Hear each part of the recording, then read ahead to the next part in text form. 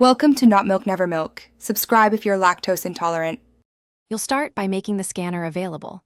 Open Settings and confirm Wechat has camera permission, then switch to a stable network so the QR data loads fast. Now open Wechat, tap Discover and choose Scan. The app will activate the rear camera. Position the QR code centrally. Keep your phone steady. If the code is small, slowly move closer until the scanner auto-focuses. This first step gets the system ready and captures the QR payload cleanly. Once the scanner is active, frame the code so it fills the on-screen guide. Keep the phone roughly 8 to 30 centimeters away so autofocus can lock. Make small angle adjustments to remove glare and tap the flashlight icon if lighting is dim. If scanning from another device, raise that screen's brightness and hold both devices steady for a second or two so Wechat can read embedded data. After capture, watch for the prompt and confirm the action to proceed.